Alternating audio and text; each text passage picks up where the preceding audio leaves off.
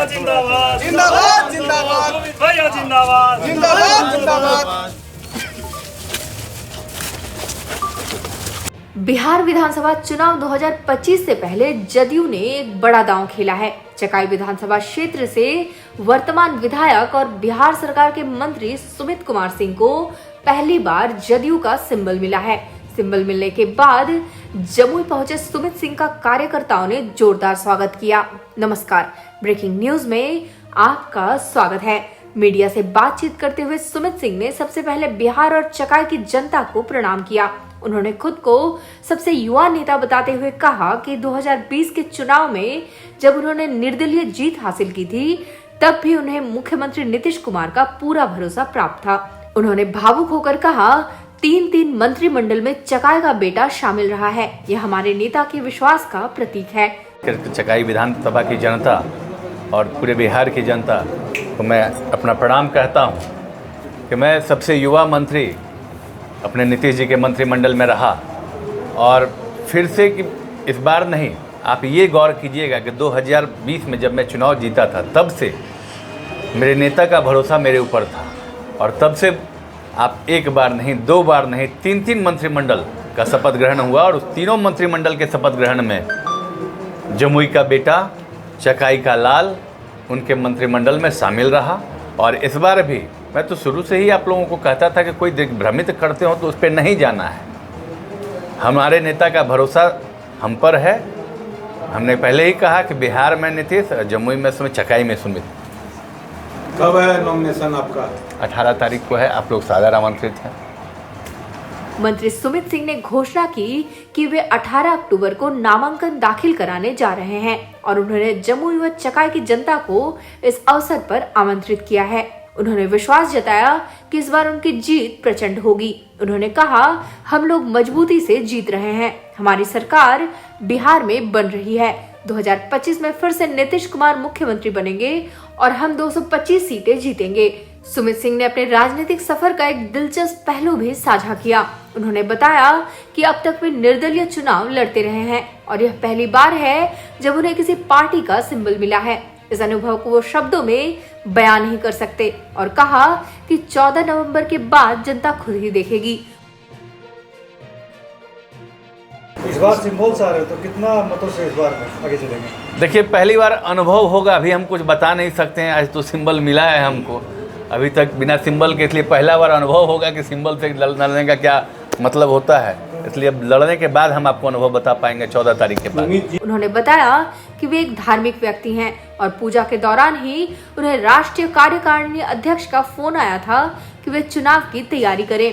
मुख्यमंत्री नीतीश कुमार को लेकर सुमित सिंह ने कहा कि उनके नेता पूरी तरह स्वस्थ हैं। सिंबल देते समय नीतीश कुमार ने उनसे प्रचंड जीत सुनिश्चित करने के लिए कहा था। राजनीतिक विरासत के सवाल पर सुमित सिंह ने बेहद बेबाकी से जवाब दिया। उन्होंने कहा कि अगर विरासत ही सब कुछ होती तो राहुल गांधी अब तक प्रधानमंत्री बन चुके होते। उन्होंने स्पष्ट किया कि उनके पिता का कोई दल नहीं था और वे चांदी का चम्मच लेकर पैदा नहीं हुए। जिसके पास विरासत होती है वह 3 बार निर्दलीय चुनाव नहीं लड़ता। विरासत नहीं मिली, पहचान मिली है और वह पहचान मैंने खुद बनाई है। राजनीतिक विरासत में मिली है, इस पे क्या कहेंगे? नहीं, विरासत में यहाँ पे कोई टेक ओवर किसी को नहीं दिया जा रहा था। अगर आप राजनीतिक विरासत की बात करते हो तो मेरे पिताजी का कोई दल नहीं रहा हो। हाँ, ये बहुत बड़ा अच्छा सवाल आज आपने किया। ये सवाल पे तो बिल्कुल आना चाहिए। राजनीतिक विरासत पे अगर आप बात करते हैं तो राजनीतिक विरासत पे राहुल गांधी को कहीं नहीं प्रधानमंत्री बना देते हैं। राजनीतिक विरासत की बात करते हो तो मेरे पिताजी का कौन सा दल था जो मैं चांदी का चम्मच लेकर पैदा हुआ? जिसके पास अगर राजनीतिक विरासत कहेंगे तो 3 चुनाव कोई निर्दलीय लड़ेगा? हमको ये बता दीजिए, ये इसको राजनीतिक विरासत कहते हैं? हाँ, राजनीतिक पहचान मुझे मिली, ये आप कह सकते हैं। और उस पहचान को हमने बनाया, उस पहचान को हमने बढ़ाया, ये आप जरूर कह सकते हैं। राजनीतिक विरासत में नहीं मिलती। राजनीतिक विरासत को बनाए रखना और बचाए रखना ये अपने आप में बहुत बड़ा काम है और ईश्वर की कृपा से मैं इसको कर पा रहा हूं। इसके लिए मैं अपने आप को सौभाग्यशाली मानता हूं। अपने पिता स्वर्गीय नरेंद्र सिंह को याद करते हुए भावुक सुमित सिंह ने कहा कि उनका नाम उन्हीं की वजह से है। मैं कोई सुपरस्टार का बेटा नहीं रहा, मैं नरेंद्र सिंह का बेटा और श्री कृष्ण बाबू का पौत्र हूँ। यही मेरी पहचान है। सुमित सिंह का यह बयान उनके आत्मविश्वास और अपने राजनीतिक सफर के प्रति उनकी प्रतिबद्धता को दर्शाता है। चकाई की जनता उन्हें कितना आशीर्वाद देती है यह तो चुनाव परिणाम ही बताएंगे। इस बड़ी खबर पर हम लगातार नजर बनाए रखेंगे। देखते रहिए ब्रेकिंग न्यूज। धन्यवाद। पहले मैं आप सभी के चैनल के माध्यम से समस्त जमुई जिला की जनता, खासकर चकाई विधानसभा की जनता और पूरे बिहार की जनता को मैं अपना प्रणाम कहता हूं कि मैं सबसे युवा मंत्री अपने नीतीश जी के मंत्रिमंडल में रहा और फिर से कि इस बार नहीं, आप ये गौर कीजिएगा कि 2020 में जब मैं चुनाव जीता था तब से मेरे नेता का भरोसा मेरे ऊपर था और तब से आप एक बार नहीं, दो बार नहीं, तीन मंत्रिमंडल का शपथ ग्रहण हुआ और उस तीनों मंत्रिमंडल के शपथ ग्रहण में जमुई का बेटा, चकाई का लाल उनके मंत्रिमंडल में शामिल रहा। और इस बार भी मैं तो शुरू से ही आप लोगों को कहता था कि कोई भ्रमित करते हो तो उस पर नहीं जाना है। हमारे नेता का भरोसा हम पर है। हमने पहले ही कहा कि बिहार में नीतीश, जमुई में सुमित, चकाई में सुमित। कब है नॉमिनेशन आपका? 18 तारीख को है। आप लोग सादर आमंत्रित हैं। मंत्री जी, एनडीए की पूरी टीम फिर से वही लोग है मैदान में। बिल्कुल, और मजबूती से हम लोग जीत रहे हैं। एनडीए की सरकार बन रही है और हमने तो पहले ही कहा था कि 2025 फिर से नीतीश, 2025 225 यही रहेगा। पार्टी आया है जनसुराज, कितना असर डालेगा एनडीए पर? अरे देखिए, पार्टी सब लोग आते हैं, ये तो बड़ी अच्छी बात है कि देखिए वो पार्टी बना के आज आप भी एक पार्टी बना लीजिए और पार्टी बनाकर आप भी तरह तरह की बातें कर सकते हैं। जब तक आप स्वयं एडमिनिस्ट्रेशन में नहीं आएंगे, आपको नहीं पता होगा कुछ भी, तब तक आप बड़ी बड़ी बातें कर लेंगे।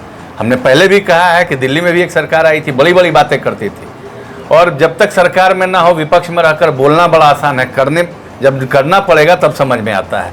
आप खुद चौथे स्तंभ हैं, आप समझ सकते हैं, आपके विवेक के आगे किसी का विवेक नहीं चलता। किन किन कामों को लेकर मंत्री जी जाइएगा जनता के बीच? अब एक नहीं, अनेकों काम है। एक काम कहाँ, जहाँ घुसेंगे वहीं काम दिखाएंगे, वहीं विकास दिखाएंगे। जिस पंचायत में जाएंगे वहाँ की बात करेंगे। चुनौती किसको मानते हैं? चुनौती आज तक सुमित ने कभी किसी को माना ही नहीं।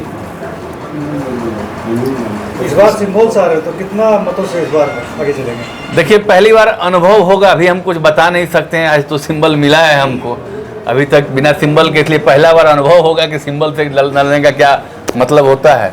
इसलिए अब लड़ने के बाद हम आपको अनुभव बता पाएंगे 14 तारीख के बाद। सुमित जी, तीर धनुष से आपने राजनीतिक जीवन की शुरुआत की और तीर पे आ गए, कैसा रहा ये पूरा राजनीतिक घटनाक्रम? देखिए, ये घटनाक्रम तो पूरे जिले की जनता, खास करके जमुई के साथ साथ पूरे बिहार की जनता आज मुझे उस मुकाम तक पहुंचा चुकी है कि मैं इस जगह पे हूं। इसलिए मैं अपने आप को सौभाग्यशाली मानूंगा कि तीर हमेशा मेरे साथ है। आप पूजा अर्चना कर रहे थे मंदिरों में, उसके पहले संबल मिल गया था आपको? पहली सूचना कैसे मिली कि आपको जदयू का संबल मिल रहा है? सूचना कहाँ से मिली सर? नहीं, पूजा अर्चना करना तो देखिए, मैं पहले से भी सात्विक इंसान हूँ। पूजा पाठ तो हम करते ही रहते हैं।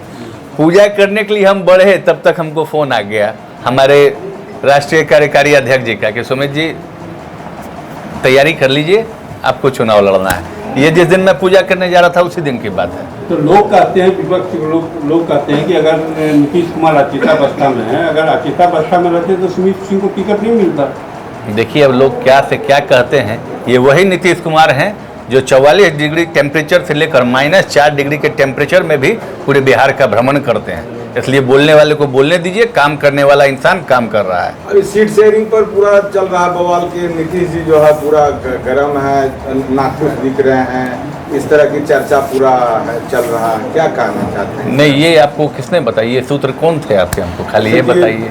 चिराग पासवान जो सीट शेयरिंग हुआ है। नहीं, हम लोग वहाँ पे थे, हम लोग को तो ऐसा कुछ नहीं दिखा। अब आप बताइए आपका सूत्र उपेंद्र कौन? कुशवाहा ने कहा है कि nothing is not well in the NDA. ये पुरानी बात थी, ये पुरानी बात। देते वक्त क्या बोले मुख्यमंत्री? बस यही बोले कि जीत प्रचंड होनी चाहिए। संभव राजनीतिक विरासत में मिली है, इस पर क्या कहेंगे?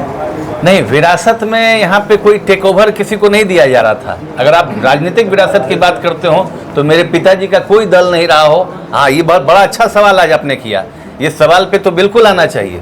राजनीतिक विरासत पे अगर आप बात करते हैं तो राजनीतिक विरासत पे राहुल गांधी को कहीं नहीं प्रधानमंत्री बना देते हैं। राजनीतिक विरासत की बात करते हो तो मेरे पिताजी का कौन सा दल था जो मैं चांदी का चम्मच लेकर पैदा हुआ, जिसके पास अगर राजनीतिक विरासत कहेंगे तो 3-3 चुनाव कोई निर्दलीय लड़ेगा। हमको ये बता दीजिए, ये इसको राजनीतिक विरासत कहते हैं? हाँ, राजनीतिक पहचान मुझे मिली, ये आप कह सकते हैं, और उस पहचान को हमने बनाया, उस पहचान को हमने बढ़ाया, ये आप जरूर कह सकते हैं। राजनीतिक विरासत में नहीं मिलती। राजनीतिक विरासत को बनाए रखना और बचाए रखना ये अपने आप में बहुत बड़ा काम है, और ईश्वर की कृपा से मैं इसको कर पा रहा हूं, इसके लिए मैं अपने आप को सौभाग्यशाली मानता हूं। सुमित जी, इस बार आपको पापा की कमी कितनी खलेगी? 2020 में वो आपके साथ थे। देखिए, मेरी पहचान, मेरा नाम उन्हीं के वजह से है, और मैं शुरुआत से बोलता रहा हूं, मैं कोई सुपरस्टार का बेटा नहीं रहा। मेरी पहचान यही है कि मैं नरेंद्र सिंह जी का बेटा, स्वर्गीय श्री कृष्ण बाबू का पौत्र, यही मेरी पहचान है। और इसी पहचान के वजह से लोगों के बीच में मैं गया, तो मुझे 2010 में लोगों ने पहली बार टीका लगाया। उसके बाद जो कीर्तिमान उन लोगों ने स्थापित किया था, जो विश्वास उन लोगों ने हासिल किया था, जिसकी वजह से लोगों ने मुझ पर भरोसा किया, उस विश्वास को मैं आगे बढ़ाने का काम कर रहा हूँ। बस यही। भावुक हो रहे हैं, कमी करने की लगता है पापा। देखिए, ये कमी तो कोई पूरा नहीं कर सकता है, ये तो सदैव आपके साथ रहेगा।